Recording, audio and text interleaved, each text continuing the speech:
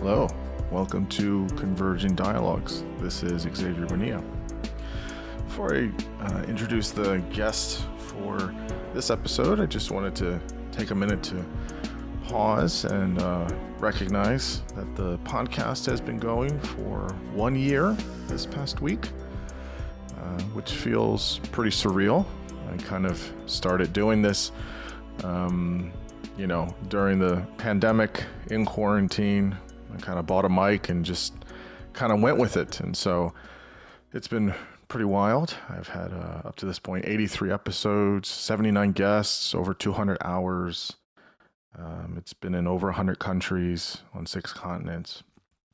So I have this endless amount of gratitude to both my friend and my wife that helped me behind the scenes. I'm absolutely forever indebted to every single guest that's come on. Every single guest has been fantastic, so giving of their time, their energy, their brilliance, their work. I really just, when I sit and think about it, I'm almost overwhelmed with gratitude of every single guest that comes on and is just really great. And I'm super grateful to all of the listeners. You're the people that make this keep going in one way and help it to grow and to write reviews and share it word of mouth and post it online, and that stuff is good for the podcast, and I'm so thankful for all of that. It's something that gives me a lot of pleasure. I really enjoy doing it. Many of the topics and people that I have come on are just interests of mine, and it's such a pleasure to be able to talk with some really brilliant people and then to share that and those conversations with everyone. And I've said it before, but my goal for the podcast is to have dialogue, not debates, not arguments, but to have dialogue with people that think similar and that also think differently. And the whole point is to try and say, where can we learn from each other? We may disagree, and that's fine, but how can we understand each other better? And so we want to try and do that one conversation at a time, and to get the best ideas from each person, and to try and become better people, hopefully. So that's the goal, and that's what I'm going to keep on doing. On this episode, I'm talking with the wonderful and brilliant Samantha Rose Hill. Samantha is the senior fellow at the Hannah Arendt Center for Politics and Humanities, associate faculty at Brooklyn Institute for Social Research, and she is the author of Hannah Arendt, which is fantastic. That's what we talk about in this conversation. She also is from the forthcoming book next year, Hannah Arendt's Poems. She's working on a book on loneliness, which she's written about, and many other projects going on for her. So she stays quite busy. And I'm convinced that there is nothing that Samantha doesn't know on Hannah Arendt, which is pretty awesome because Hannah is awesome. And it was just a really big joy to talk to Samantha. In the conversation, we talk about her first book that she wrote on Hannah Arendt, and it's kind of like a very condensed and short, but really brilliant and well synthesized approach to Hannah Arendt's life and her philosophy. So we start kind of all in the beginning of Hannah Arendt and kind of her nuclear family and the impact of the loss of her father early on. We talk about Hannah Arendt's romantic relationships throughout her life. We definitely talk about her complicated relationship with Martin Heidegger. And we give in the middle of the conversation a really nice bit on the differences between loneliness and isolation, what Hannah's philosophy was on that, and some of Samantha's own ideas. We talk about the origins of totalitarianism, talk about private and public realms. We talk about the banality of evil. We talk about Hannah Arendt's thoughts on race and why she did not want to be labeled a feminist, along with many other topics. I have been following Samantha's work for a while, and I was just so happy to finally talk to her. She was really a pleasure to talk to. Very, very nice. And again, as you'll hear in the conversation, just absolutely brilliant and knows everything about Hannah Arendt. And so now I bring you Samantha Rose Hill. I'm here with Samantha Rose Hill. How's it going, Samantha? It's going well. How are you? I'm doing well. I'm so excited to talk to you. I've wanted to talk to you for quite some time. You are the person for talking about Hannah, so I'm really excited. So you have a book that you've put out, which is super awesome. It's part of the Critical Lives series. It's called Hannah Arendt, and it's by you. It's really good. I am a little curious though. How did you, like, did they approach you to come and do this, or you went to them, or how did you do it? Because it's some of this stuff, these kind of things in a series are Sure. kind of like formulaic, but I mean, it wasn't that, and you did such a nice job of synthesizing so much of her life and her thought in a really, really condensed way. Like I walked away reading this feeling like, wow, like, this was a lot packed into this, and it didn't just feel like a kind of throwaway. So how did you kind of get to writing the book? Yeah, well, thank you for the question. And it's a pleasure to be talking with you as well. It's always nice to connect with people that you've interacted with on social media in Yeah. some form of reality. Yeah. They approached me to write the book, and I had been thinking about writing a biography of Hannah Arendt. So it was good timing when the offer came. And I've been working on Hannah Arendt at this point for nearly 20 years, which seems like way too much time. That's a long time. Yeah. Or hard to imagine that amount of time passing. But so it's a part of a series, as you mentioned. It's part of their Critical Lives series. So it's a short introductory biography to her life and work. I was capped at 55,000 words, and I wrote about 120,000 words. Yeah, it's hard. It's hard. It's hard. It's condensed, and it was incredibly difficult and pleasurable to edit. But there was a lot that I would have liked to have included, or certain chapters that certainly deserve much more attention and discussion than I was able to give them because of the format of this particular series. But that's how it came about. Yeah, that's nice. I mean, again, I mean, if you've been studying Hannah's life and work for 20 years, I mean, I know many people study her, but I think that's super nice they came to you, and it's super well written.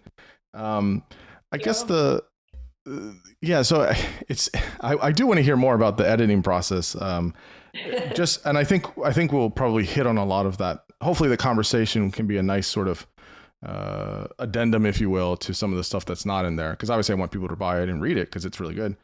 But if I had to suggest to people one kind of go-to book in a very synthesized version, I definitely would recommend yours. So, okay, so just tell people real quick who you are and what you do. You've told us a little bit, and just what you study, what your research is in, all that good stuff. Sure. So I am a senior fellow at the Hannah Arendt Center for Politics and Humanities. I'm associate faculty at the Brooklyn Institute for Social Research. And I'm a freelance writer at this point. As most people know, I left my academic career last year to pursue writing full time. So I am working on a memoir right now about the inheritance of rootlessness, and I am writing a philosophy of loneliness for Yale University Press. Yeah, that's wonderful. You've written a few pieces on loneliness, which are, I mean, just exceptional. I mean, they're really, really good. I really enjoy them. Seriously, I really do. And so, it's a important topic, which I'm sure we'll get to.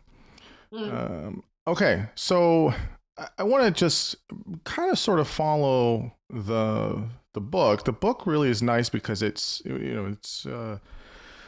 brief, but there's a lot in there. And basically, I saw the book as being split into two sections. So it's basically her life, kind of her biography, and then the second half of the book is really her thought and her writing, which she is pretty unique.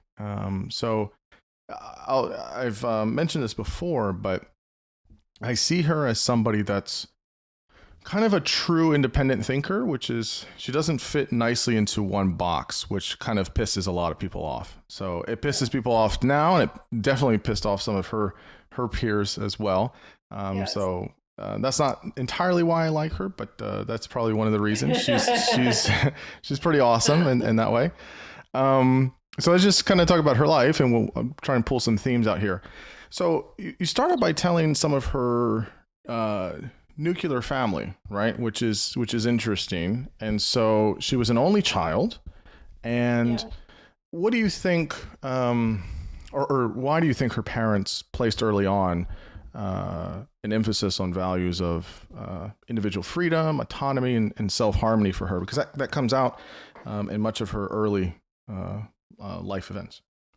Yeah, so let me just say a little bit about her family for people who haven't read the book yet or aren't quite familiar with Arendt's life story, even if they know her work. She was born in Linden, Hanover, Germany in October 1906. And when she was 3 years old, her family moved to Königsberg, the capital of East Prussia, so that her father's syphilis could be treated. He had contracted syphilis before he married Martha Cohn, Hannah Arendt's mother. And it was in remission when they decided to have her. But by the time she was a young girl, it was full blown. And so I think there's a couple things in there. One, she was primarily raised by her mother. Her father died when she was 7 years old. Mm-hmm. Uh, and at the time, also, I mean, I think the specific values that you're highlighting, I contextualize in the biography in terms of the German kind of principle of Bildung, that education is the German conception of Bildung is a little bit different than the word education that we use in English. Mm-hmm. It's not just the image of sending your kids off to kindergarten, first grade, and second grade to go learn math and reading and writing. Right.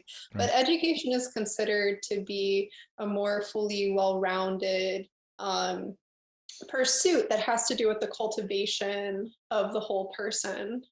So one of the things that Arendt mentions quite often later in life is that she carried around the German poems that she had memorized as a school child in her Hinterkopf in the back of her mind. And memorizing German poetry would have been part of her upbringing. She was required to go to Sunday school every week, even though she was Jewish. Education had a lot more to it than just going to school 5 days a week. So I think those principles were part of German culture at the time, at the early part of the 20th century.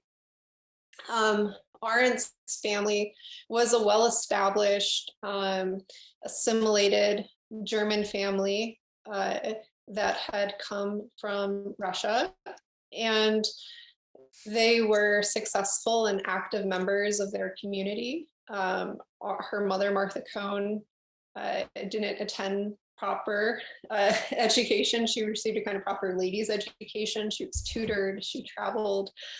And her father was a voracious reader, right? She says in her 1964 interview with Günter Gauss that the books were just there in the home. And so she, from a very early age, was curious, hungry for experience. She wanted to understand the world. She wanted to experience the world. She read everything she could get her hands on. And she was very independent. And her mother chronicles that in her Kinderbuch. So, yeah.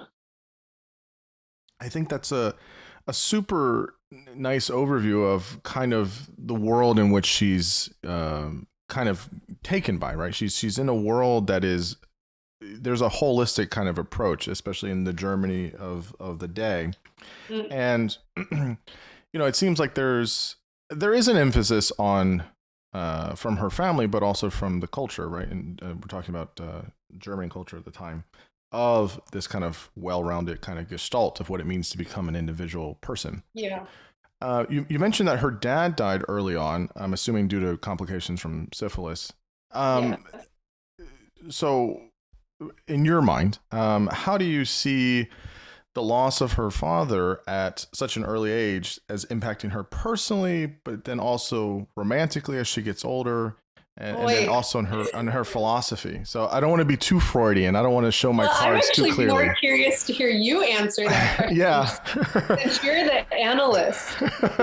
I definitely have some ideas, but I want to hear your thoughts first, and I'll share. I was having this conversation last week with someone, and they were asking me the same question. They were like, "Come on, Samantha, off the record, tell me what her pathology was. Tell me what this early death of her father did to her."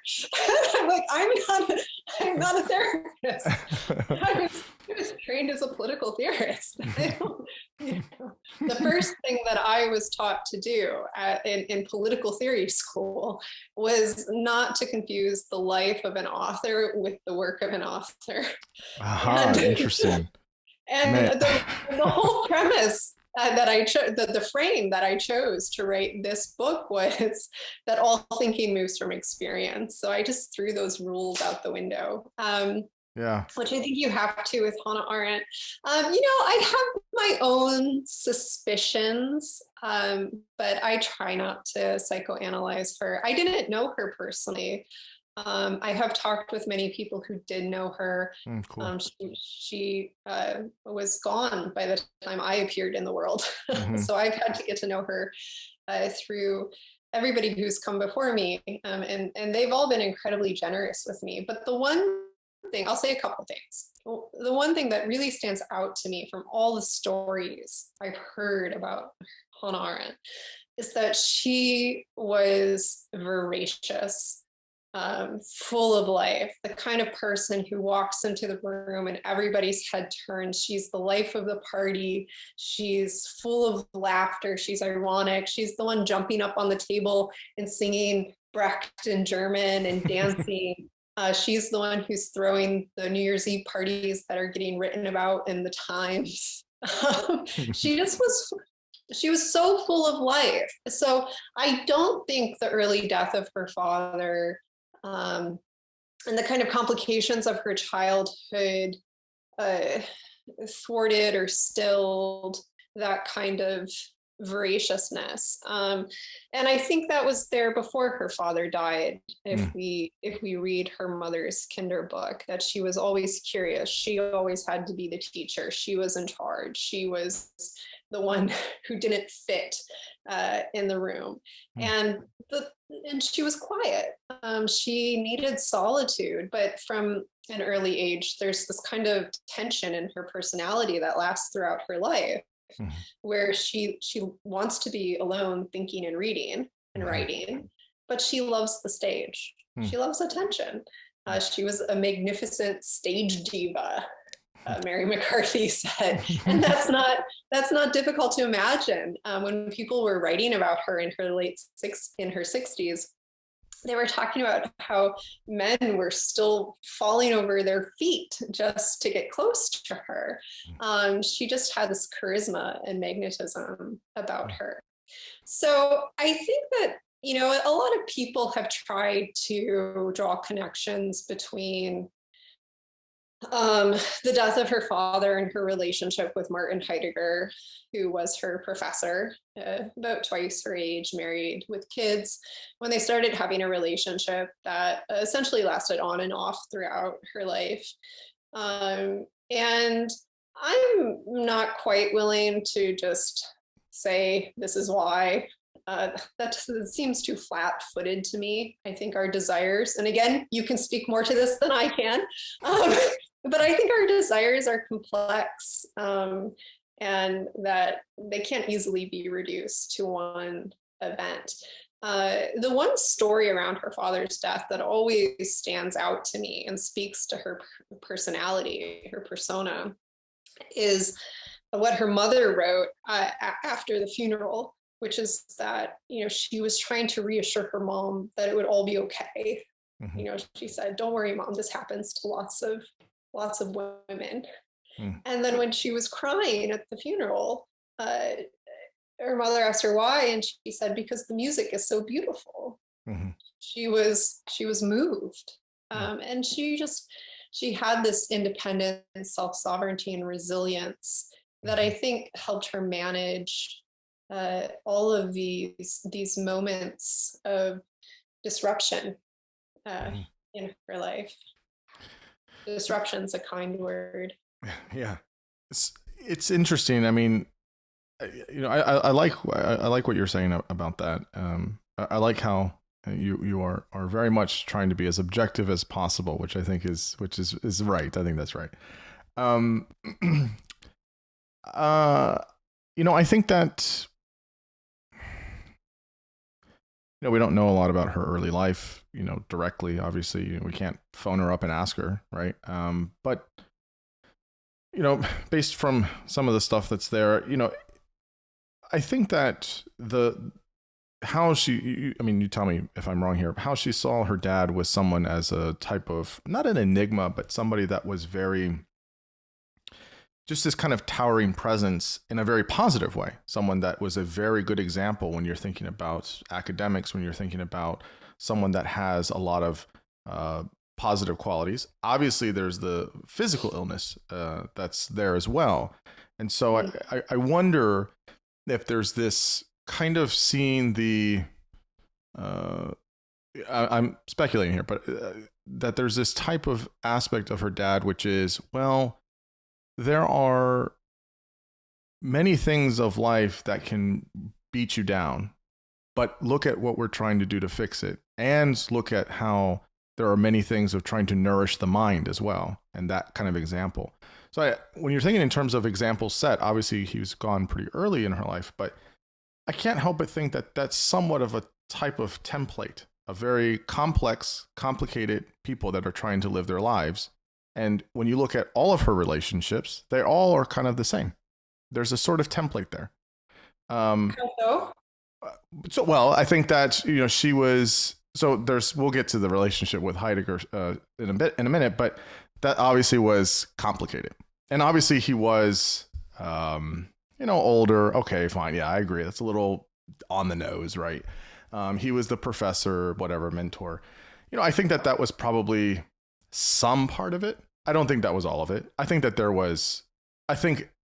on its own merits, based on what we know, I think they just really connected personally. I don't think there's anything, too deep about it in that way. I think there might be some of it kind of tumbling about in the background, but I do think it was they just really connected very well on many things. You mean Arendt and Heidegger connected? Yes. Yeah.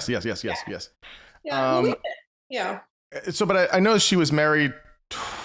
Was she married twice? Mm-hmm. And very different types of relationships. Yes. But as much as they, everyone is different. I think because of her and because of other things she was looking for at different parts of her life, complicated. There's always this kind of paradox that's going on in my mind. Now, I think the second marriage, was it the second one, not the first one, that was more, it seemed to me, the healthiest, or maybe I'm getting the marriages mixed up. I can't remember. No, I bet this just the language is, yes.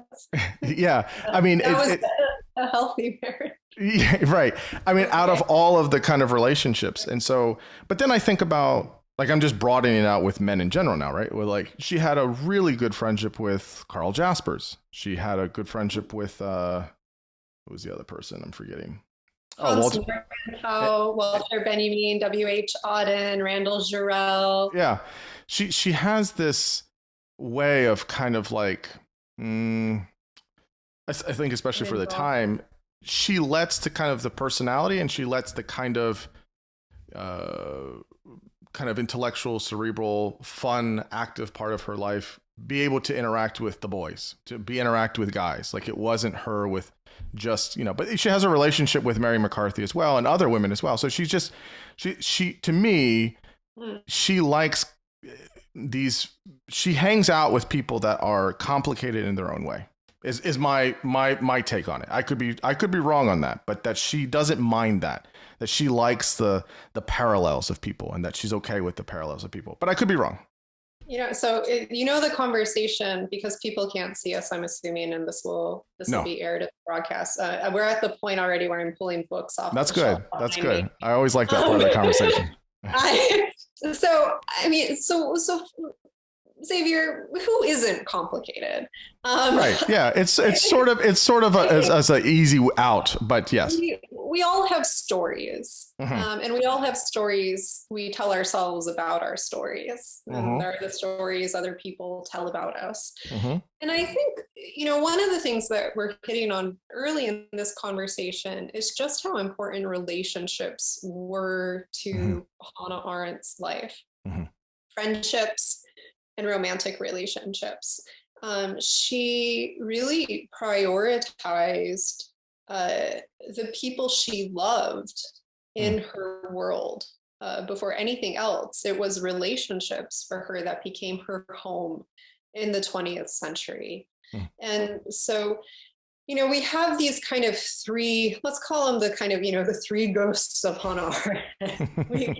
If we want to talk about her romantic entanglements, there were a couple of boyfriends when she was younger, but she marries her first husband, Gunther Anders, in 1929, a few months after meeting him at a fundraiser to start a Marxist magazine in Berlin. She was dressed as a harem girl at this ball, and he won her through some philosophical quip about ontology in the heart. Hmm. And he was the right match. He's the guy that her mother wanted her to marry. And she talks about this. This is not something that this is not analyzing her. She's very conscious of the dynamics in all of the relationships that she has throughout her life. And once you start digging into her correspondence with Jaspers and Anne V. Mendelssohn and Mary McCarthy, you start to see how aware she is of the personal and we'll call, I don't want to call power dynamics, we'll call power Hmm. dynamics that exist Hmm. naturally in Yeah. relationships between two people, especially in regards to her relationship to Heidegger. So, Gunther Anders came from a very well-established family. They had all the same professors. He had been a student of Heidegger's as well, although Heidegger hated him. And he was Jewish. He was the right match, but he was outmatched by her. And this was clear to all of their friends who spoke about it openly, that her intellectual prowess completely overshadowed him. And it was in the end, it was an unhappy marriage. She Hmm. didn't like that. He didn't like that she was so intellectually engaged, that she was smoking cigars with the men. Hmm. He was critical of her unladylike behavior, Hmm. and that wasn't going to fly with her. Hmm. And they ended their marriage after a few years, and he moved to America. And then when she's in exile in Paris, she meets her second husband, Heinrich Blücher. And that's a meeting of the minds. Hmm. That is a real intellectual marriage that's grounded in conversation and genuine love and affection. She calls him her four walls. Hmm. He's the kind of anchor that allows her to be free in the world and go careening around, and all of her, you look at the correspondence and what people wrote about their marriage, and it's just this beautiful testimony to what marriage can be, I Hmm. think.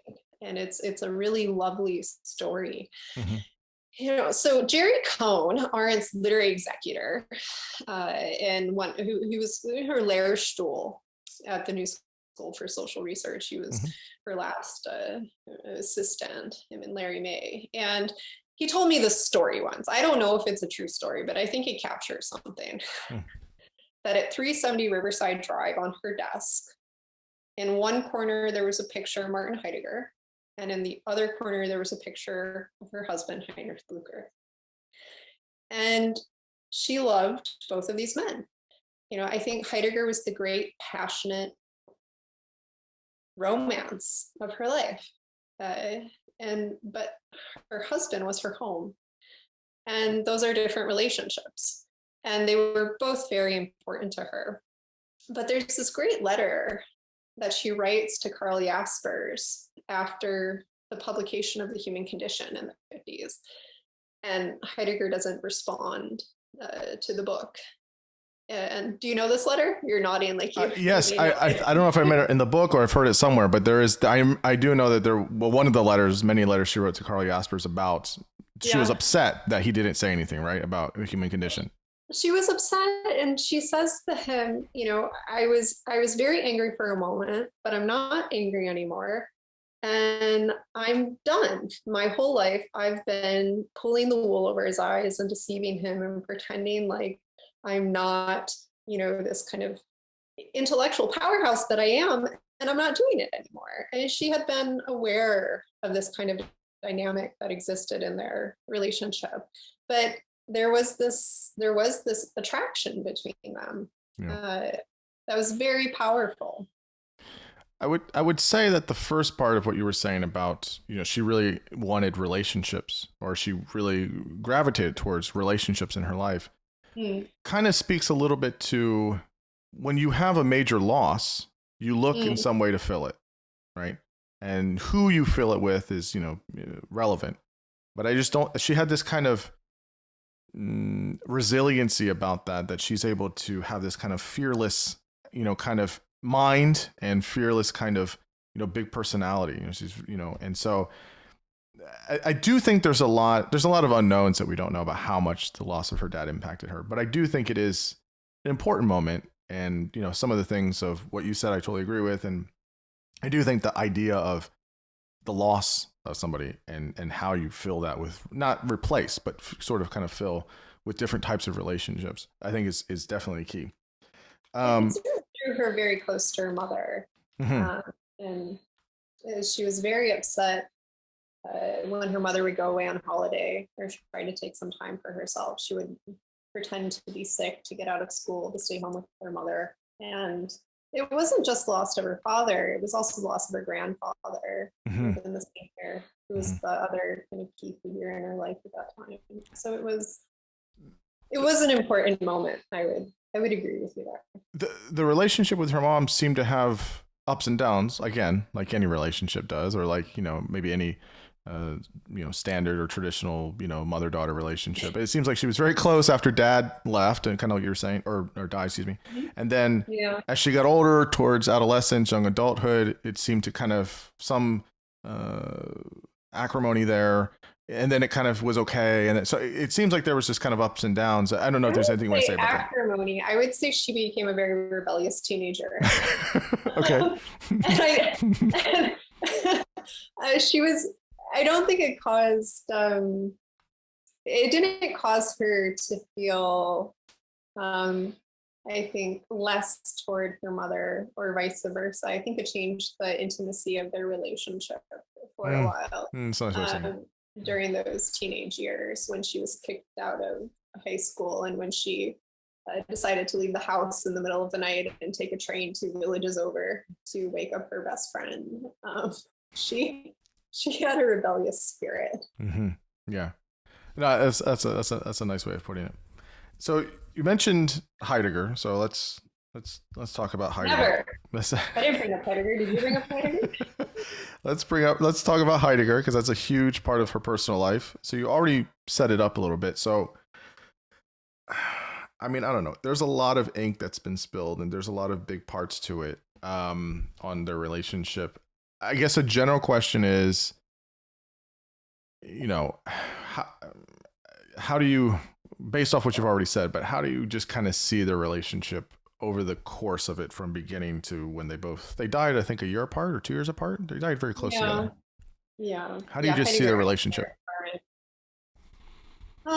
So Arendt went to study with Heidegger at the University of Marburg in the fall of 1923, winter of 1924. And she writes about this in her essay on Martin Heidegger at 80, the kind of time period and the group of students were flocking to Marburg to hear him lecture. He was known as the magician from Neskirch. And a friend of hers from Königsberg had already gone a year earlier to sit in on his first lectures. And he told her that the rumors were true, that he was making Plato and Aristotle come to life, and that she had to go. So we don't really have this cult of the professor anymore, Not anymore, I no. don't think, or I'm not sure it ever quite existed in the United States in the same way as it does a little bit in Germany still, but Hmm. she goes, and after their first one-on-one meeting in his office, he writes to her after and says that, from now on, we're going to be a part of each other's lives, and I have to see you immediately. You must come to me. So it's quite romantic in a way. I mean, I guess that's how Heidegger used to flirt with people, I guess. I don't know. So when I was at the German Literature Archive in Marbach, I was looking at Heidegger's letters to Arendt and those early notes that he wrote to her, usually with instructions on how to secretly meet. He would fold in a particular way so that no writing was visible on the outside. And he wrote in the old German fracture script, which is quite hard to read for me at least, and slid them under her apartment door. No, so it was very intense. I mean, some people want to diagnose this as an abusive relationship, that she was traumatized, that Heidegger took advantage of her. I don't buy into that narrative, and I'm not interested in it. This was a very intense relationship, and it was, she was writing to him, he was writing to her, she was writing him poems, he was writing her poems. But there's a lot of intrigue and mystery that has sprung up around their relationship, which I think is interesting in itself. And there are a lot of different dynamics, and everybody's probably familiar with what they are. But, Heidegger got rid of Arendt's letters, so we don't have most of them, whereas we have almost all of Heidegger's letters to Arendt. Arendt was a young Jewish woman. Heidegger joined the Nazi Party.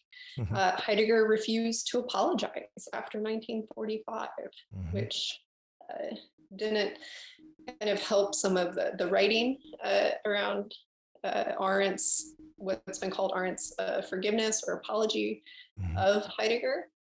And there is their reconciliation after the war.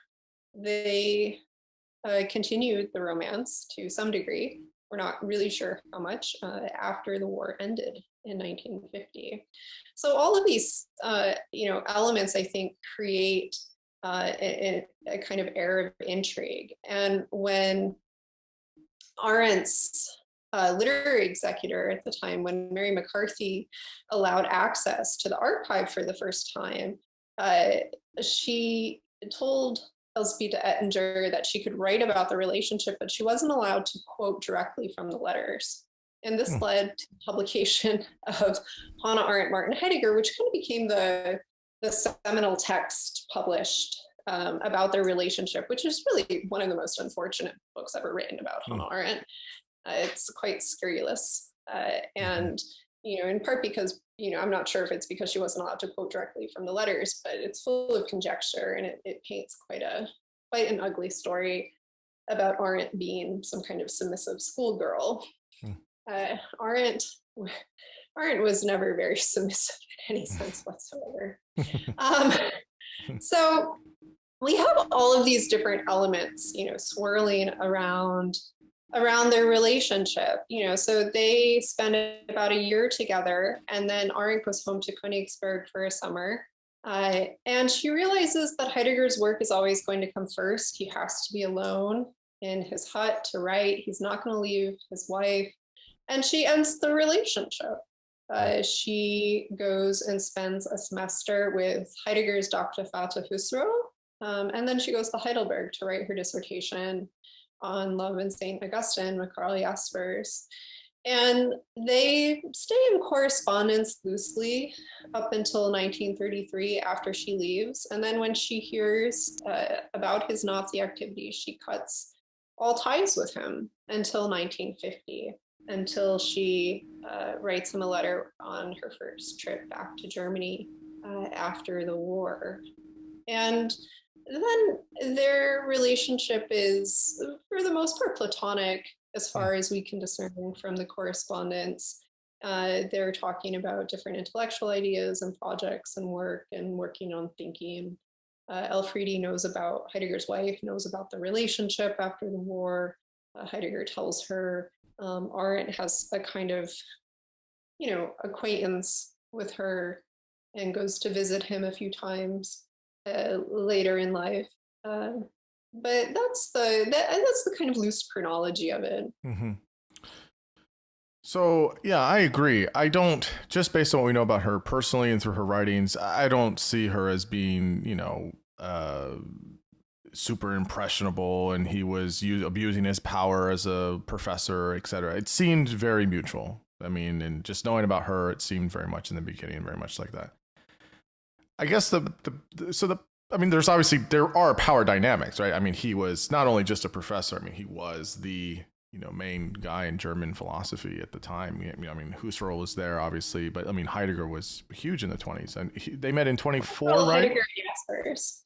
Yeah. Late 23, but yes, 24. Yeah. And then this was right before, a couple years before Being in Time was published in 27. Yes. So he was just starting to write Being in Time when Arendt arrived in Marburg, and he says she was his muse for the book. I think that is an interesting question, which has been underexplored, is just how much Arendt influenced Heidegger's work through conversation, correspondence as well. I also wonder that because there is a different tone. I mean, one of the most important books of the 20th century for philosophy, but it's there is definitely early Heidegger and then late Heidegger. There's a difference in terms of writing. Just people grow as thinkers and stuff. But yeah, in terms of the conversations they had, I wonder how much of an impact that has. But I guess the big question, I mean, I don't know if you want to give any personal opinions about it, but is, she's a German Jewish woman, and he was a German man that was joined the Nazi Party and did not renounce that even after they lost. Even after, I don't think he never did directly or explicitly.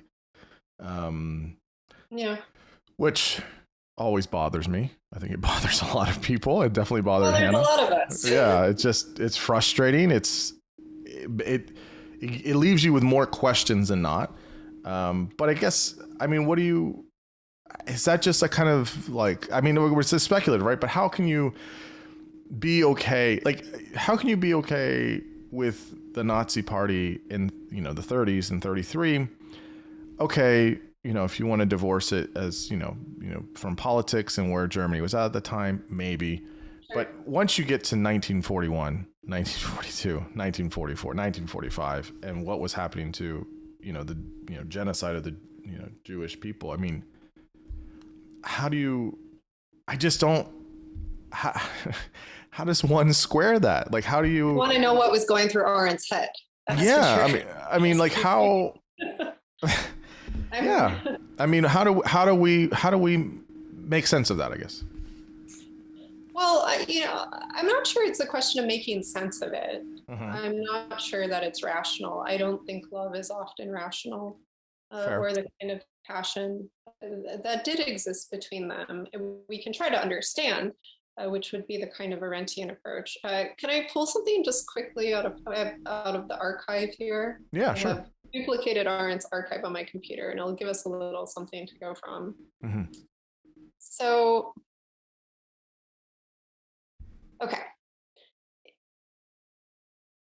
So there are two letters in the archive where Arendt is asked this question, because I don't want to speak for Arendt. I don't know what was in her head. I can't do that. I always, whenever I'm teaching Arendt, I say I'm not a magic April. Right. But so this is a letter that she writes to a psychiatrist on November 1st, 1960, who asked about Heidegger's 1933 address at Freiburg University, which dismissed the Jewish academics. And she wrote, I remember, however, quite clearly that the speech, though in spots unpleasantly nationalistic, was by no means an expression of Nazism. I doubt that Heidegger at that time had any clear notion of what Nazism was all about. Do these things after nearly 30 years really need to be apologized for? In short, my own feeling in the matter is that the whole question has become irrelevant in view of the facts. First, that Heidegger broke with the party very early, And second, that he broke also with his national or nationalist sentiments as a result of his short experiences with Nazism. And then the second letter, since you can't see Xavier's face, he's grimacing. I want our listeners. I have a furrowed brow. I'm trying to make sense of it in my mind. Yes. We're not going to make sense in the way that we want to. But in the second letter, where she addresses this question, she's writing the Richard King in 1971, so a few years before her death. And she says, nothing Heidegger did or wrote fitted the complete thoughtlessness of which I spoke in my essay, Thinking and Moral Considerations. It was bad enough that he left the Nazi enterprise after 10 months. That is, at the moment when he himself knew that the chips were down. So I want to contextualize these passages. So Arendt, the short essay that Arendt did publish, Heidegger the Fox, argues that he was so ensnared in his own philosophical worldview that he was blind to the reality of what was happening in front of him and what the Nazi Party was. That his way of thinking was unworldly, that it was self-isolating in thought. So, Arendt, I'm not sure Arendt doesn't quite publicly apologize for Heidegger the way that she's doing more so, I think, in these letters, but she is absolving him in a way of moral responsibility, I think, for joining the Nazi Party for those 10 months on two grounds, where she talks about forgiveness and reconciliation in her work. She's arguing that he really did not know what he does. And that's the Christian principle of forgiveness. Forgive him who knows not what he does. That if there is an absence of conscious willed intention there, full awareness of what one's actions are doing, that one can be forgiven. And for Arendt, forgiveness is something that isn't public. Forgiveness is something that happens between two people, that it's something interpersonal. And she is saying that when he realized what was happening, he left. And I think, that might provide us a framework. Now, we can certainly disagree with her. The other term is reconciliation that Arendt offers. The idea that it's not a question of making sense of his Nazism or even forgiving him, but just acknowledging that this thing that he did is not determinate of the whole of him and his life, and that she can reconcile herself to it, which is not the acceptance of it, but is an acknowledgement of it, and then allowing them to move on.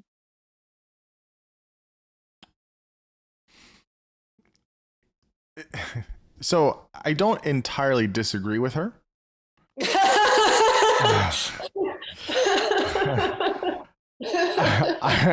I should say I'm not trying to convince you. No, I know. And I tried to find her words to answer. I know. I understand her, I think, her reasoning and her logic for it. Like, when you join a party, you don't know where it's going to end up, right? There wasn't a lot of talk explicitly wide-ranging, at least in my understanding of the history, about eradicating, Jews from the planet in 1932. Maybe there was traces of it or whatever, but it was very veiled. It wasn't in your face explicit, right? They weren't talking about the final solution in 1932. So, okay, fair. I can sort of kind of hear that argument of what she's saying and continuing, what is it? You can't, use the lens from another country or whatever, but a lot of these times, these things are kind of what's the best of two options or the worst of two options or whatever. Like, I have two bad options. This one seems fine or whatever. So no one's ever going to know what his reasoning was.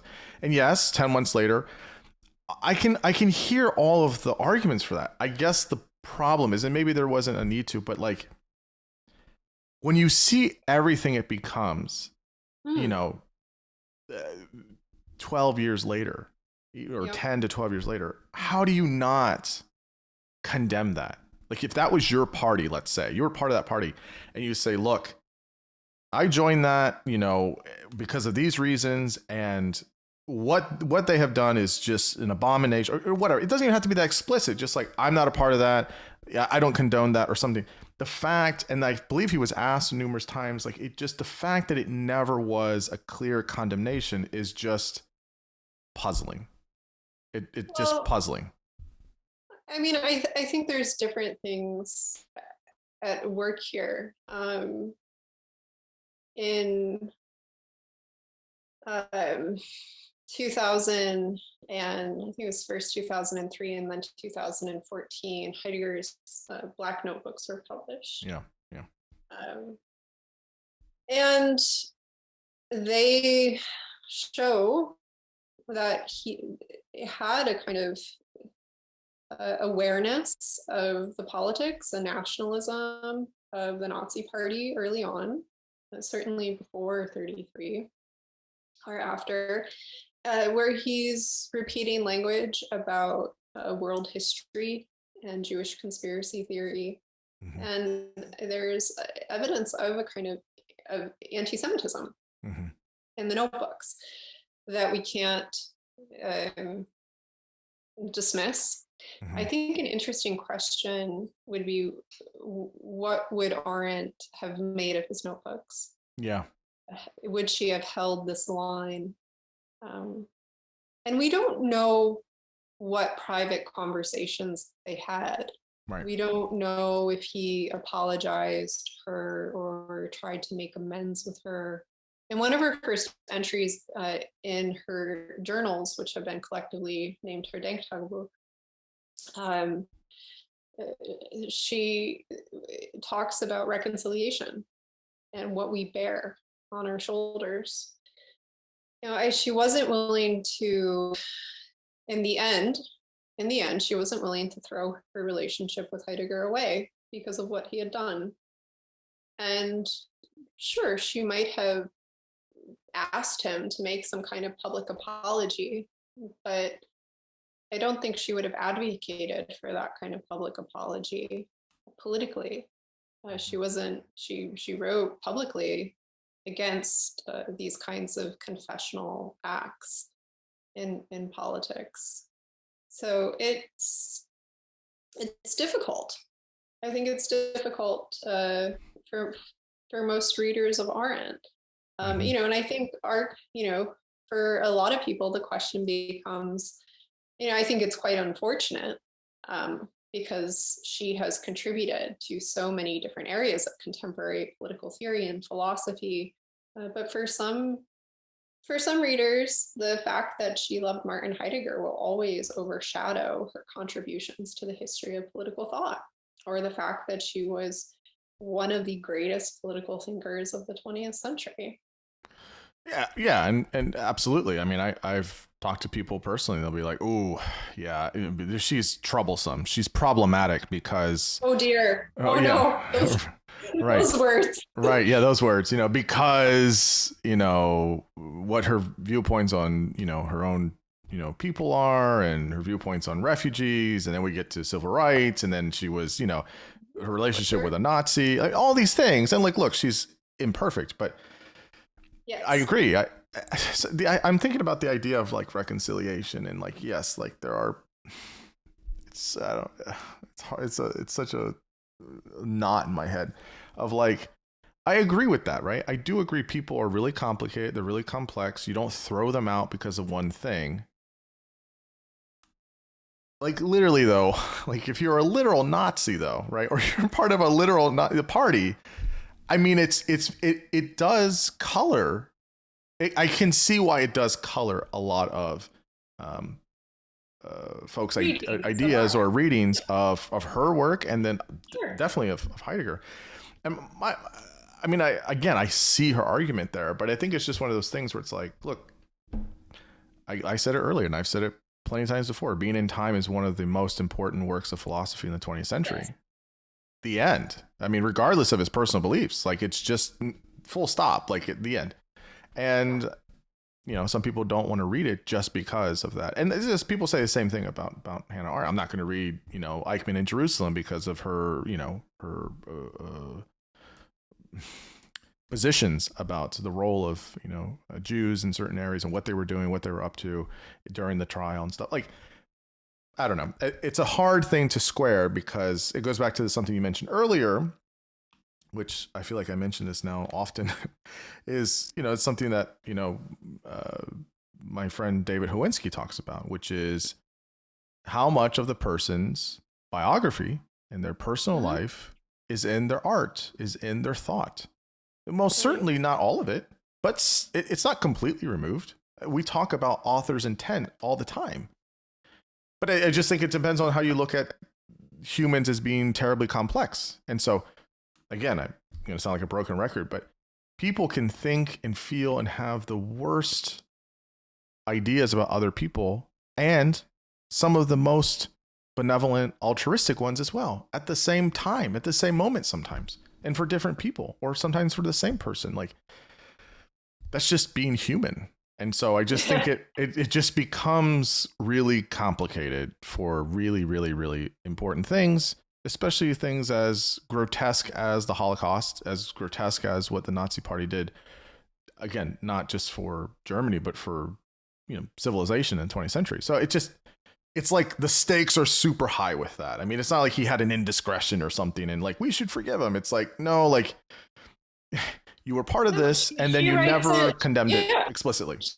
She writes in a letter to Jaspers in the 1940s that she thinks Heidegger is culpable of murder for almost killing Husserl. It's not an easy look. It's not a looking past for her. Right? It's not. If there was interpersonal forgiveness between them privately, it was not easy for her. Looking through her correspondence, she really struggled with Heidegger's political acts with his joining the Nazi Party. There is no understating what happened. We're talking about the Holocaust. Right. We're talking about the systematic extermination of 6 million Jewish people. We're talking about Hannah Arendt. Yes, we're talking about Hannah Arendt, who was captured by the Gestapo for doing anti-fascist research and held in an internment camp and part of a mass escape, who barely escaped Europe. She knows what the stakes are. She's aware of the political situation and the consequences. I think in what you were saying, there are two things that you're hitting on about her that are really important to understanding her work. One is that she's profoundly anti-ideological. Yes. She has this kind of radical openness in thinking, which is difficult. We're living in a profoundly ideological moment right now. Absolutely. And Arendt is very anti-ideological. I think her and Benjamin, I would put at the top of my list for being anti-ideological. I would agree with you. And, the second thing is, one of the concepts at the heart of Heidegger's work is being toward death. And his conception of being, of Dasein, this kind of, the openness and the thrownness of being. But from Plato up through Heidegger, being toward death, thinking, philosophy, preparing us for death, we're central. From the Republic to being in time. And what is one of Hannah Arendt's major contributions to the history of 20th century political thought? Natality is birth, is the miracle of new beginnings, is the promise of new beginnings, is this idea that people have the ability to always start something new. But if we look at her concept of forgiveness in the human condition, it's, why do you forgive? You forgive not so that you can get on because somebody hurt you. You forgive for the sake of the other person so that they can continue to have a life. But Arendt's conception of forgiveness was not universal. She argues at the end of Eichmann in Jerusalem that he has to die. Yeah. That his actions are deserving of death, and not just death, not just the death penalty, but extra legal death. I mean, she's not a pacifist. No, no. She's drawing an ethical line. Yeah. No, I agree. You said it very nicely. It's interesting. I find, not to confabulate things here, but I find both. I mean, look. I mean, outside of Heidegger, the other big German philosopher that influenced Hannah Arendt is, Friedrich Nietzsche. I mean, and so it's interesting seeing a lot of her work, obviously influenced by many of her contemporaries, including Heidegger, but also from Nietzsche, who very much was trying to live an active life. I mean, he talked about his philosophy as a philosophy of life, and you literally have the Vita Activa, she just really blows that up and expands on it in a great way. So it's interesting to see kind of their, again, their personal experiences with each other and just their life influencing a little bit of their thought. It's such an interesting ongoing debate that has no answer, which is so much fun to have. Okay, so I think that's great. We're not going to get to there is no end to the no, Heidegger conversation. No, there's not. There are only better and worse takes. Yes, that's right. Yes. So okay, so just kind of to tee us up for her some of her philosophy, which you started to kind of get into. As I just mentioned, I would protest that. She's not a philosopher. That's true. Fair enough. As we'll say a thinker, or public thinker or public intellectual. She said intellectual was a hateful word. It's true. She had so many. It's funny. She had so many like heavyweights in her time, which we've been mentioning them. How do you think all of these folks influenced her? You say in the book that she was influenced by Aristotle's Politics, Kant's Reason, Heidegger's Phenomenology, Jasper's Existentialism. I mean, that's quite the stew there. So how do we understand this kind of hybrid for her and for her thinking? I've called it a kind of phenomenological materialism. I think that's how it manifests in her writing. It's hard to escape her phenomenology. We hear it in what she describes as the fundamental elements of the human condition, and the human condition that we appear in the world, we disappear from the world. She's thinking about all thinking is moving from experience, because experience is always changing. And so thinking is always moving. Thinking only ceases with the breath. And in that thinking moving from experience, we have this kind of rich materialism in her work, where she's very much trying to understand the most pressing political questions of her day from the most recent political phenomena and cultural phenomena. So the launch of Sputnik, the emergence of totalitarianism, Bolshevism, lying in politics, Nixon, Vietnam, Watergate. She's trying to understand the ways in which the world around us is changing, and kind of holding, I think, a set of questions. So Arendt, there's a kind of methodology in her writing. What is freedom? Answering this question is a hopeless enterprise. What is authority? The better question would have been to ask, what was authority? So she's always digging through the refuse of history to try and bring these core political concepts like authority, tradition, freedom, revolution into our contemporary situation, but not in any kind of linear way. And she's a storyteller, right? So she's telling us a story about freedom in the modern world and thinking about the specter of technology. So I have called it a kind of phenomenological materialism. So if we to maybe bridge the conversation and be a little more specific, from Heidegger into her thinking and her concept of thinking, which is so central to her work. For Heidegger, thinking was a lonely activity.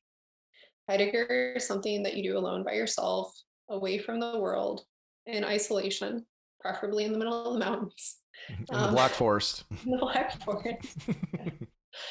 And when she went to the University of Heidelberg to study with Karl Jaspers, so Heidegger and Jaspers are considered the two German fathers of German existentialism. And so when she went to study with Jaspers, who had been a psychologist, she had read his Psychology of Worldviews when she was 14 years old. And then at 40, he became a philosopher. She was introduced to a radically different conception of thinking. Jaspers was influenced by Weber, was trying to understand political and social dynamics. And for Jaspers, conversation was at the center of his philosophy. And it was all about the world and worldliness. And so we get this, Heidegger talks about being in the world. Hannah Arendt's talking about being in the world right now. That might be one way to think about the relationship between the two. And then she's writing on Augustine, who's a major influence for her throughout her life. She's constantly coming back to Augustine in her thinking, because in his concept of caritas, or neighborly love, she sees a political form of love that orients us toward being with one another in the world. So it's not just being in the world, it's being in the world right now with each other. And so there's this complex intersubjective relationship that's unfolding. And I think that's how they start to come together in her thinking. And then she talks about thinking as a conversational activity. Thinking is the 2-in-1 dialogue that I have with myself. Yeah, no, this is really nice. I wanted to touch on the point that you brought up, because you've written about it a lot, which will come back to this idea of thinking. So this idea of the loss of meaning as characterized by the underlying conditions of homelessness, rootlessness, and loneliness. So maybe just tell us what those three are, and then, how do you define loneliness as opposed to being separate from solitude, and that we might need solitude but not loneliness. Just maybe explain those three, and then how it's different from, I guess, solitude and loneliness. Yeah. So homelessness, rootlessness, and loneliness are the three underlying kind of existential conditions of totalitarianism that Hannah Arendt writes about in The Origins of Totalitarianism, which was initially published in 1951. And it wasn't until 1958 that she added the final chapter that we have in the book now, where she writes about loneliness and totalitarianism. And she comes to say that loneliness is the underlying cause of all totalitarian movements. So we have these three conditions of modernity: a kind of existential homelessness. And Arendt writes quite a bit about home. Home is the comfort in the language we speak, our ability to go throughout our daily lives with a sense of ease, meaning in employment, friends, family. It's not the four walls of the literal house, as it were, because those aren't sturdy. Those can be bombed, those can be torn down. There's a beautiful poem that she writes after the war that starts, "I know that the streets have been destroyed. We thought that they were sturdier than we. I know that the houses have been destroyed." And she's kind of going through this catalog of all these things that we take for granted in daily life that allow us to move through the world. And so she's thinking about this kind of existential homelessness and rootlessness of being uprooted. And she's talking about the Jewish people. In an essay from the early 1940s, she is writing in her characteristic ironic tone and talking about how us Jewish people have been, picking up our belongings and our children and, wandering through the world for thousands of years. There's a kind of uprootedness. And that's what she is looking at in The Origins of Totalitarianism, how anti-Semitism changed in the 19th century, how racism changed in the 19th century. And she's thinking about the transition between the nation and the nation state. And then loneliness. Loneliness is a very important political concept for Arendt. She calls it organized loneliness, and it's a very idiosyncratic conception of loneliness. It's not what we might kind of colloquially understand as loneliness. The German word that she's using actually comes from Nietzsche, comes from the end of the Vestok Zarathustra, where he's talking about home and loneliness. And the word is Verlassenheit, which translates to abandonedness. So this feeling of being abandoned. And so just connecting a couple of things. So Arendt draws this important distinction between solitude and loneliness. So solitude is the space we need for self-reflective, critical thinking. And we need to be able to keep company with ourselves. And solitude is part of what's lost in the modern era, according to Arendt, with the rise of the social and the loss of distinction between private and public life, which seems to have come to fruition today in our world, where even when we're in the privacy of our home, we're constantly broadcasting our lives or connecting to the world outside of us through some form of digital media. There's no punctuation between the different realms of our existence.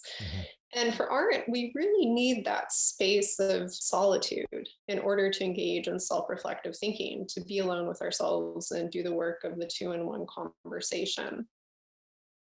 And loneliness, she says, is felt most sharply in the company of others. So as the world becomes more socialized, and she's writing about the social atomization of the individual, loneliness increases. And it becomes a kind of organized loneliness. And she's thinking about what it does to thinking. Loneliness makes us vulnerable. Loneliness makes us susceptible to ideology. Loneliness is a kind of isolation in thinking. And loneliness affects our ability to discern fact from fiction. Loneliness makes us fearful of one another. It's very isolating. And so you have this kind of paradox of loneliness where we're more social and people are more social than ever before, but that means they're lonelier.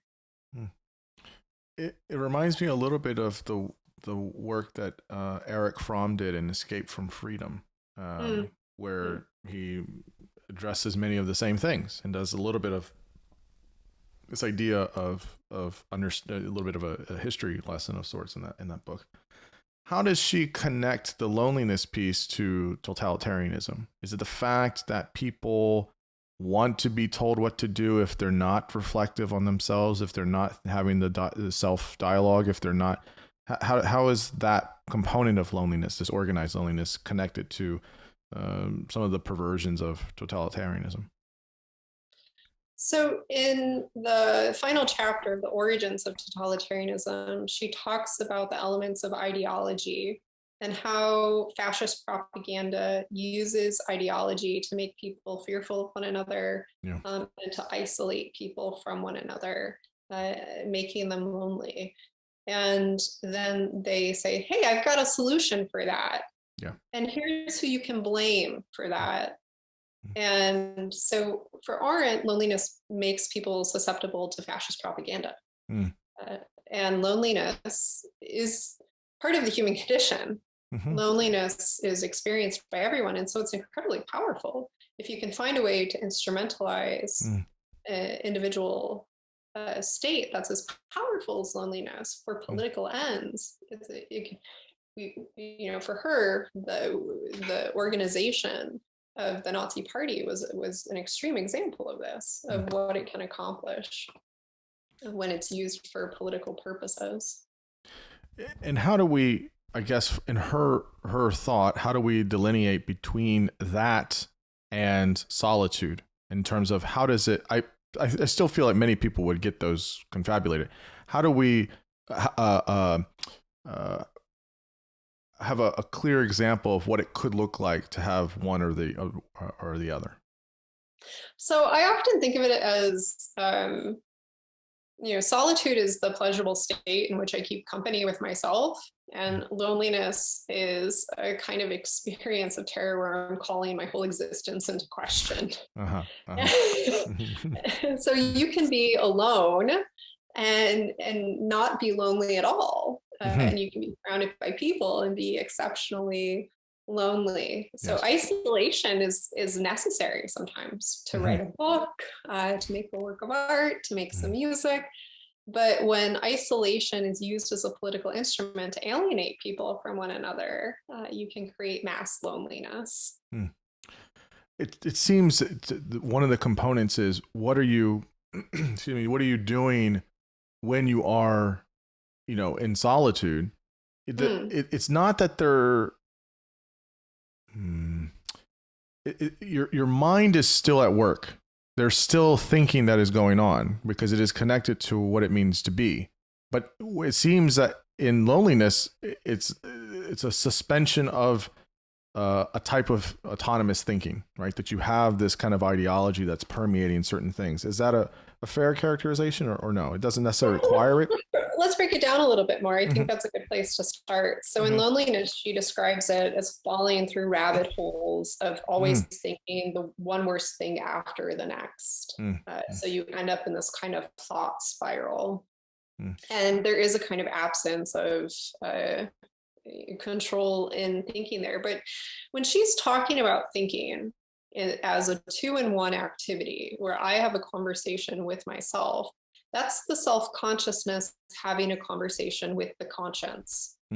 That's an active dialogue that's occurring in my mind, which is invisible to the world around me, but which I can make appear through writing, through action, and so on. So she gives us a couple examples of this. And she talks about the necessary conditions for this kind of thinking. So you have to be in harmony with yourself.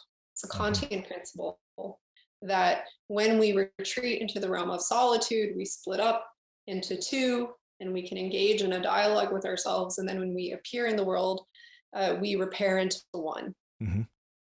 And you need the quiet and the space. And I think it's also, when she's talking about that space of solitude, she's also talking about a kind of psychic space in thinking and a kind of expansiveness to let the conversation roam. So when the example she gives for when this breaks down is from King Richard III. And he's out of harmony with himself. He can't uphold the integrity of the 2-in-1 conversation with himself. Who am I? Richard loves Richard. That is, I am I. Am I a murderer? There is none else by. No, not me. And so thinking as the conversation between the self-conscious and the conscious is the way that we hold ourselves accountable for our political actions. In Arendt's essay on personal responsibility under dictatorship, she's quite clear. The people who chose to go along with Nazification, as opposed to the people who decided to resist, is that the people who went along with the Nazi party didn't think. The people that resisted chose to think. So she argues that with the appearance of totalitarianism in the 20th century, that social order collapses, that the tradition of Western political thinking collapses. Plato's axiom that it's better to suffer harm than do harm is reversed. You can't rely upon legal norms to tell you what is good behavior, bad behavior. Murder is sanctioned by the law. And so you have to hold yourself accountable for your actions. And she understands that to be a form of personal moral responsibility, where we can engage those moral evaluations in our consciousness about whether or not something is right behavior or wrong behavior. And she says the reason you don't murder is not because the law says don't murder. It's not because the Old Testament says thou shalt not murder.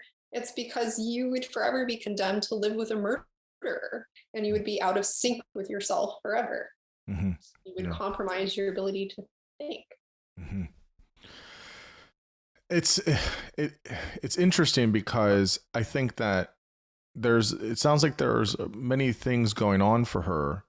A lot of it is very cognitively based, and I wonder how much of which is fine. That's not a judgment on that, but I wonder how much of the instinct comes into play, how much of the emotional state of a person comes into play, as well as the self dialogue as well. Yeah, so for Arendt, feelings don't have much.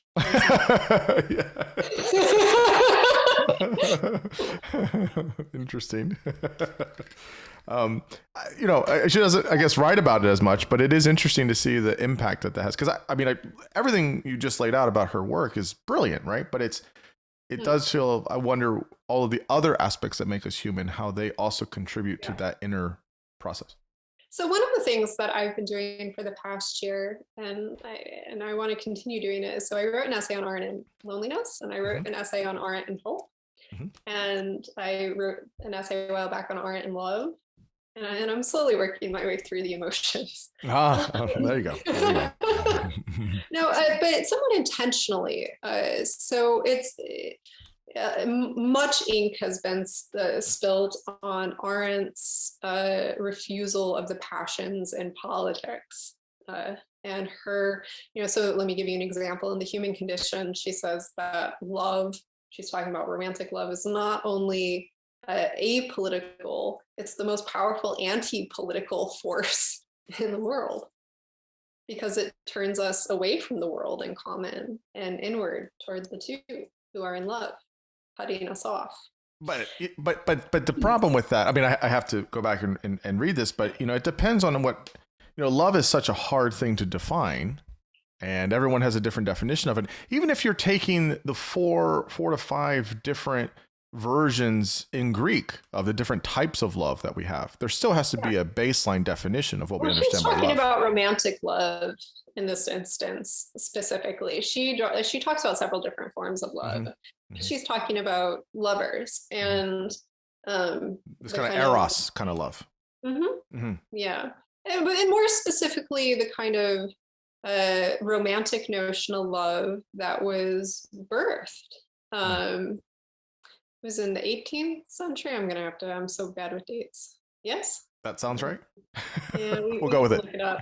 We can look it up. But she's very critical of romanticism. She's very critical of Rousseau's emphasis on empathy and pity in political life, and argues that it can only lead to violence. But looking at the way that Arendt writes about loneliness, hope, love, there's a common theme. And it's that these are human emotions. We all experience these things. This is part of what it means to be a person. Right. And that is specifically what makes them so powerful. If we allow ourselves to become vulnerable to the ways in which they're manipulated by political forces that capitalize on love and hope and loneliness for political gain. And so for her, they exist outside of politics, and she's looking at the ways in which these affects, these feelings, are being systematically instrumentalized to political ends. And for Arendt, there is a sharp distinction between private life and public life. Yeah, well, that was my next point. Before we jump to that, I just wanted to ask some of the things around the origins of totalitarianism, where some of the stuff we've been talking about comes from. How do you feel just about people, I think not so appropriately, try to read the origins with the front page of the newspaper and see, a lot of the stuff she said in here, well, it's just like playing out here in society, and pick your country or pick your time. And how do we understand kind of her original intent with the origins and not bastardize it with, look what's going on here in this country or this political party? How do we find that kind of close and accurate way in which she kind of intended or thought of origins as being received? Great question. So toward the end of her life, she said that turning to the past to find any sort of analogy for the present is a kind of mythological error. And I wrote twice in the biography, in the introduction and the conclusion, that Arendt would have been critical of some of the ways in which she's being read today as a kind of soothsayer for our present political moment. Arendt did not write a history of totalitarianism. She refused to write a history of totalitarianism because she wanted to write in a way to destroy the concept of totalitarianism itself. And she's very much borrowing from Walter Benjamin's methodology and theses on the philosophy of history, and thinking about how it is that we approach the past in order to understand our present political conditions. So we can look through the past, through the refuse of history, to find those gems that might help illuminate our present moment. But our present moment is very different than Arendt's present moment. And if some form of totalitarianism or fascism exists in the world today, it is going to look very different, looks very different from what it looked like in 1933, 45, 56, and so on. And so we can read Arendt next to the newspaper, but not one-to-one. I think Arendt gives us something to hold on to in our thinking. She gives us a rich vocabulary. And more importantly, she gives us a way of thinking about how we approach the political crises that we're facing today. You know, right now we're dealing with the rise of a liberalism around the world, from Bolsonaro in Brazil to Modi in India. We have Boris Johnson in the UK. We have Donald Trump in the United States, and we have Trumpism, which is still very much in the United States, and so on. And this is a contemporary political phenomena. And there are certainly, quotations I can pull from Origins, and I often do and post them on Twitter, that resonate and reverberate with some of the things that we're dealing with today. But the elements of what we're dealing with have shifted. We're living in a post-Cold War era. We have the rise of digital technology. Our world has been radically transformed by technology in a way that even Arendt anticipated but could not predict. And we have to take these things into account. It's not a manual for pointing out and saying there's totalitarianism or there's fascism, but it can help us in thinking about how we approach understanding the crises that we're facing today. Yeah, no, that's great. I'm glad you said that, because I get very frustrated when I see people do this often. So it's very frustrating.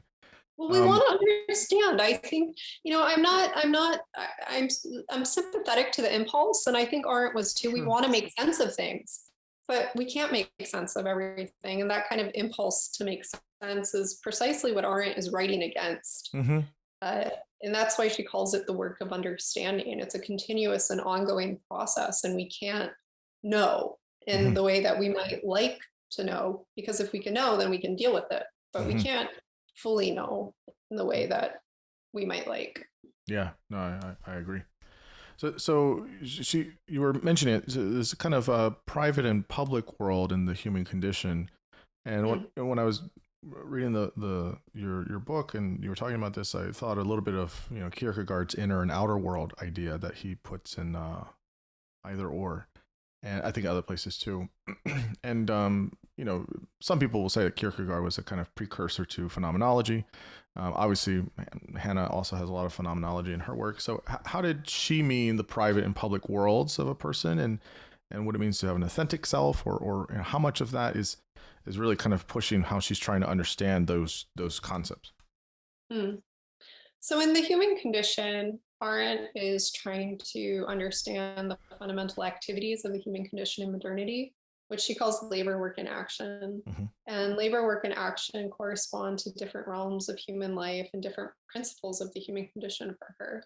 And so part of this tripartite argument that she's making corresponds to the private realm, the social realm, and the public realm.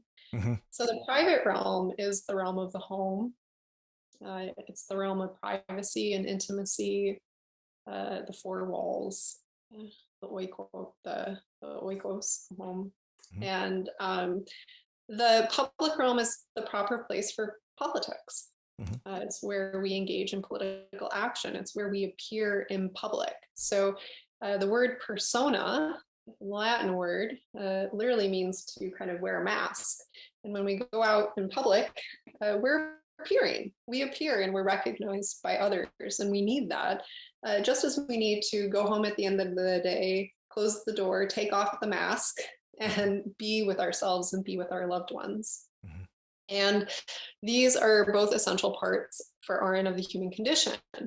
The social for Arendt corresponded to the collapse between the private and the public realm, where social interest and consumerism started to dominate every aspect of contemporary life. And she is, when we see these distinctions collapsing for her, it's a kind of sign that freedom is being lost. It's a kind of red flag. But it's also important, and I like to emphasize that these aren't hard and fast distinctions. These are porous distinctions. There's a porosity between private and public life, as we all know. And she says, I think on the bottom of page 2 in The Human Condition, that, almost every aspect of our lives is touched by politics at some point. But she kept a distinction between what is public and what is political, and what is private and what is personal.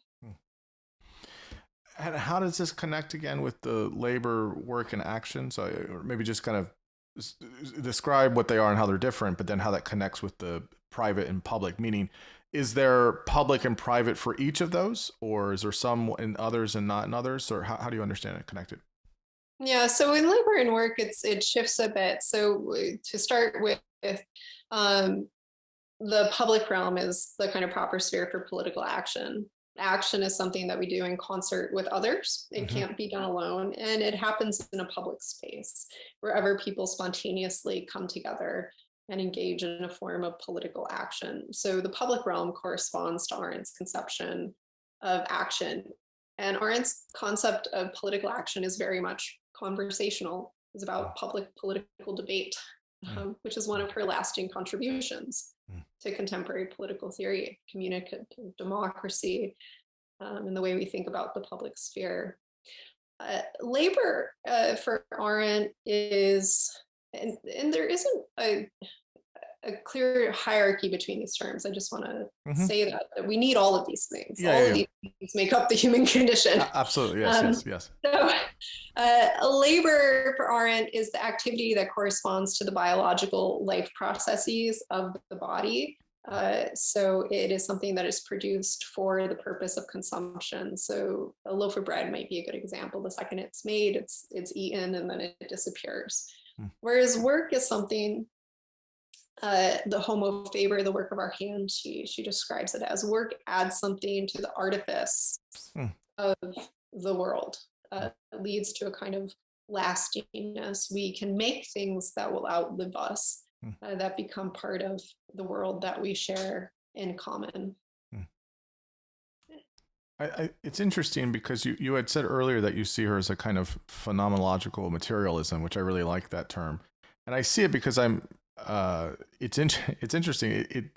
These private, public, social kinds of worlds reminds me a lot of the different ways in which Heidegger talked about worldhood. He talked about worldhood, being in the world. He tried to delineate between also a kind of contextual thing of how we understand where our Dasein, where our being is in context. And so, but the difference here, I'm not necessarily trying to compare, but with Hannah's philosophy, it's very much, it's less philosophical, right? And it's more tangible. It's something that we encounter very readily, that we can kind of put our teeth into. Whereas, Heidegger is a little bit more, cerebral and very grand in his thinking, which is important. But Hannah's really trying to get at what we encounter. We bump into it, every single moment, which is, again, a really, appealing thing about her thinking. I want to ask about many things I want to ask you, but I'll try and pick a few things. Pick a few things here, just in no particular order, but I want to at least touch on them. I do want to ask you on why she has a disagreement with Heidegger's concept of thrownness, but that's maybe a ancillary conversation we can save for later.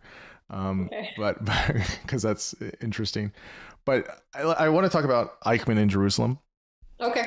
And I guess the main question I have here is, how do you define, how do you understand how she defines the banality of evil, and why did she make so many people upset with her whole writing about this during the trial in 61? Yes, 61, right? Yeah. interesting to phrase it as her making people upset. I think Well, that sure. Yes, yes. People were upset by her writing. Yes, she. she caused an international outrage. Hmm. She spent many of her later years writing about the Hmm. phenomena that sprung up around the response to her reportage Yes. on the trial of Adolf Eichmann. So Eichmann was one of Hitler's chief logicians who helped orchestrate the Holocaust and the final solution. And when Hannah Arendt heard that he had been captured in Argentina, she dropped her teaching schedule. She wrote to the editor of the New Yorker and she asked if she could go and cover the trial. She had missed the Nuremberg trials. She wanted to see a Nazi in the flesh. She wanted to stand face to evil and to see him. So when Arendt gets to the trial in Jerusalem, she writes a letter to her husband, which I think I include in the book, after the first day. And she's horrified. This is a show trial. People are going days on end without mentioning Eichmann at all. And she says the whole damn thing is banal. Mm-hmm. And so she's critical of the trial itself and the purpose and function of the trial. She had expected Eichmann, the man, to be put on trial and evidence to be brought against him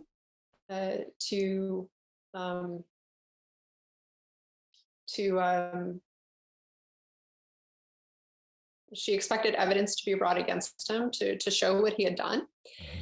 And that's not what she saw. And then she was confronted with Eichmann, this kind of clown in a glass box, she describes him as. So Arendt writes her coverage of the trial. It's published in the spring of 1963 as a series in the New Yorker and then published as a book that summer. And she set the world on fire. She argued that this was not radical evil, as she had written at the end of Origins following Kant, that this was the banality of evil. So what is the banality of evil? Arendt said that the banality of evil is the inability to imagine the world from the perspective of another. She didn't mean banal in the kind of ordinary sense of being trivial or common. She meant that Eichmann lacked the ability to imagine the world from the perspective of another, that he lacked a kind of empathetic imagination, which she called unthinking. And this was a very controversial argument. People read her as saying that she was calling the Holocaust banal in that kind of trivial sense. Mm-hmm. People wrote about the page and a half where she talks about the Jewish coordination in the camps. And the biggest thing that people took issue with was her tone. The thing to keep in mind when you're reading Hannah Arendt is that she's an incredibly ironic writer. She switches tones often and fast, and often assumes the language of what it is she's critiquing, not to further it, but to try and destroy it. Mm-hmm. And so it's easy to miss those shifts. And, we can talk about the kind of narrative efficacy of writing in this way, because it does receive a lot of criticism. But Gershom Scholem wrote to her and said, how dare you use this tone to talk about something so horrific? But Arendt understood irony to be performing a rhetorical function. For her, irony was the way of keeping her dignity. It was a way of maintaining critical distance when confronted with something so horrific and incomprehensible as the Holocaust. And she agreed with Bertolt Brecht that tragedy takes the most serious events less seriously than humor. She understood laughter to be an important part of self-sovereignty and maintaining one's self-sovereignty when other people were trying to take it away from you. And so, that was, again, she did kind of set the world on fire a little bit. What did Aside from her maybe seemingly dismissive, I mean, was there anything else of I mean, wasn't it somewhere that some people thought that she was not blaming, the Jewish people, but kind of blaming how the trial was run as like, you guys didn't have your priorities straight here. There's a much bigger thing here you need to be doing, and you're just getting lost in the sideshow here. And some people took that a little too far and said that she was kind of blaming, what they were doing and what they were up to. What were some other, I guess, criticism? Well, so just to reframe that a little, Mm-hmm. she argued that it was an airing for all the grievances of the Jewish people. That's not the exact quote, but that's the language that she uses. Mm-hmm. And she understood it to be a show trial that had a political function as opposed to the function of trying the individuals who had committed crimes in the Nazi regime, which is what she wanted to see. And so when we get to the end of the book, and she argues that Eichmann must hang, she argues that he must hang because his crimes are crimes against humanity that do not fit within the framework of any legal system that exists. He violated the fundamental principle of humanity, which is plurality, which is to say that we all have a right to be here, and nobody has a right to target you or kill you, murder you because of what you are and how you appeared in the world. And he violated that fundamental principle. Mm-hmm. So that's what she argues, that's what he's guilty of. The other part that people often emphasize is where she's talking about the Jewish coordination and the ways in which the Nazis use the Jewish people inside the camp, which I just wrote about in my essay on hope a little bit. And people were angry that she mentioned that at all, that she had brought that up. But in her essay, Truth in Politics, which was written as a response to the trial, to the response she received for the trial, she talks about how most people didn't read the book at all, and that people were talking about what it is they had heard she had written in the book. And so when I was writing this chapter, I was kind of holding those arguments in mind and trying to contextualize them within what she had written in Eichmann in Jerusalem. Because even when I go lecture on Eichmann today, it's the first four questions I get are always the same. Heidegger and Arendt, I call it the Heidegger question. It's always the first question. The second question is about the Jewish coordination. What did she actually say? The third question is about people think that she's arguing Eichmann wasn't anti-Semitic. What she says is that, of course, he's an anti-Semite, but there's a lot more going on with him than anti-Semitism, and there's a lot more going on with the Holocaust than anti-Semitism. Yeah. Anti-Semitism is the first part of the origins of totalitarianism. It's very important to understanding the emergence of totalitarianism, but it's not the whole story. There are other elements at play. Yeah. Like colonialism and imperialism, the privatization of public institutions, the loss of social distinction, loneliness, all of these things for Arendt are important. And then the tone, the question of tone. And those are the primary criticisms that people are familiar with, even if they haven't read the book.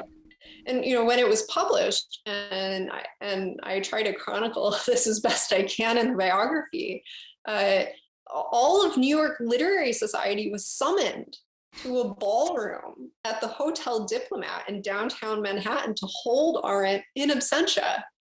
Today we would say they tried to cancel her. Right. And she couldn't be there because she was away teaching at Chicago, but person after person got up to the mic and condemned her. Mary McCarthy said it had that it was like a pogrom. That was the language she used, that it was that fierce of a situation. I mean, she really was pushing against the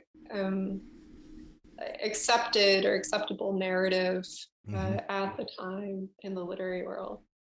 And I think also another part of it also was, it was less than 20 years after the war ended. I mean, it was Yes. so, it was like too soon. I mean, just really like it was really fresh for everybody. And so everyone had lived it. And I think that had to have been a part of it as Yes. well.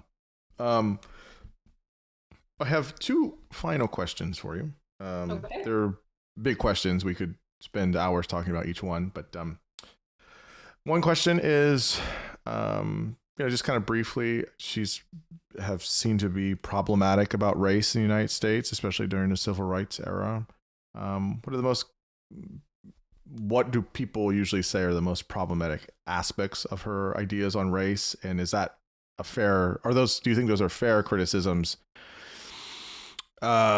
concerning her history and her background? And she's from Germany, and she's not an expert on civil rights, things like that. I mean, not that you have to be, but what were those criticisms fair? So what were the criticisms, and do you think it was fair and or accurate to what she was actually saying? Well, there's a lot of questions in there. Yeah, sorry, So there's a lot in there. Sorry. it's okay. So Hannah, probably one of Hannah Arendt's most controversial pieces of writing is called Reflections on Little Rock. And it's an article that was published on the Brown v. Board decision, and Arendt argued against it. She Mm-hmm. argued against it on two principles primarily. One, that the federal government cannot enforce social equality, that social equality has to be won on the ground, and that it was dangerous for the federal government to assume this position of power. She was wary that the federal government was expanding too much at the time. And the other side of this argument is that she thinks that equality is something that cannot be legally enforced. Right? So it's the question of the expansion of political power, but it's also this question of how we engage in politics. Mm-hmm. And for Arendt, politics should take place at the most local level possible. The essay, when it was published, was actually held by the publisher, and the responses to the essay were published before the actual essay was published. Mm. And Ralph Ellison wrote about Arendt's essay, and Arendt wrote a letter to Ralph Ellison saying that he was right, that she hadn't understood the full complexity of the situation, because her point of departure for the essay was, if I was the mother of a Black child in America, I wouldn't want my child being used to fight this political fight, that children shouldn't be conscripted into political battles. So that's, I think, still one of the most controversial parts of the essay. And that's the part that she apologizes to Ellison for and says she didn't understand what it was like to be a Black mother in America, in the American South. But she doesn't take back the part about the role of the federal government in American politics or her understanding of political engagement. So the I think a number of people have written very have written incredible essays on Arendt and race. Fred Moten is one of them. Catherine Sophia Bell wrote a whole book on Hannah Arendt and the Negro Questions, the title. And Norton has written about Arendt and race. So there's a lot of good criticism that you can go to. I think one of the arguments that I see in Moten's work and Bell's work is that there's a kind of epistemological failure in Arendt's understanding of judgment that doesn't admit the complicated race relations in the United States. And if you look at Arendt's early essays from the 1940s, you see her talking about herself as a Jewish woman who was forced to flee Nazi Europe, and writing very explicitly that all oppressed peoples are oppressed together. And she understands herself to be, I think, not separate from other oppressed classes of people in that sense. And so, I think that what I wrote in the book is that, if there's a kind of failure of judgment on Arendt's part, it's that she mistakes the particular, for the universal. And she doesn't understand the complexity of racism in the United States or the history of it. And I think she's aware of that. It's not an apology for it. I think it is what it is. It's there in her work, and I let it stand in the biography. I didn't try to make sense of it. So when she's attending the first student protest at Columbia University, she thinks the Black Power slogan is an incredible example of political action. She's in favor of the protests, but the second they turn violent, the second they turn against the institutions themselves, she says, no, this is not the kind of politics that I'm advocating for. Yeah. The last question I have for you is kind of two parts, which is, she's a woman. Yes. And I don't know if she identifies. Feminism question. Yeah, I don't know if she identifies as a feminist. I don't know if she liked that term. No. I'm pretty sure she didn't. So, what was her belief about her as a woman and as a woman thinker? And then, how do you think that we can see where she sits within, we'll say loosely, feminist, I guess, thought of sorts?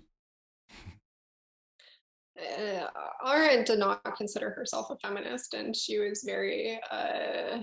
She said that she swore a holy oath to never touch the question of feminism. She wrote that in a letter. The most explicit piece of writing that Arendt wrote on the question of feminism appeared before the war, and it was a book review of Rahel Gerstein's book, The Woman Problem. And if we look at that piece of writing, I think it's a really interesting historical, kind of document in Arendt's archive, because there she's very much picking up Rosa Luxemburg's line on feminism from 1912, that it's not about sex, but it's about economic inequality and the ways it manifests within society. So if we want to address the difference in these kinds of relations, we have to approach it from economics. So Arendt is not a feminist. She wouldn't call herself a feminist. I think this conversation depends on how we want to think about what feminism is. She says that she doesn't want to be the exception woman. She says she doesn't want to be the exception Jew. She says those both in different contexts. When she was offered the first female lectureship at Princeton University, the New York Times wanted to cover it as first woman professor at Princeton, and she said, "I won't accept the position if you write that." but why was she so against that? Why didn't she want that title? There's a difference between who we are and what we are. For Hannah Arendt. Fair. And the what's of her life were given. She's a woman. She's Jewish, and who she is, though, is her work. Is how she discloses who she is through her speech and action. And that's what you want it to be acknowledged for. That's what you want it to be recognized for. So if we go back to the 1964 interview with Günter Gauss, which you can watch on YouTube, it's a really marvelous interview. She's quite cheeky. And, one second she says, women shouldn't hold positions of power. It's too unfeminine. And then she says, the woman problem is always a problem of sorts. I keep doing my work. And of course, there are feminist critiques of those arguments that we can make. But she did not think of herself in those terms. Yeah. Her answers are always very fascinating to me. If you had a chance to, have a beer or have a coffee with her and just have a conversation with Hannah, what would you talk about, and what would you want to ask her? What would you want to know from the source herself? Oh, goodness. What a question. So many things. Anything in particular? Anything like right there that's like you just definitely one of these things I just got to know or ask her?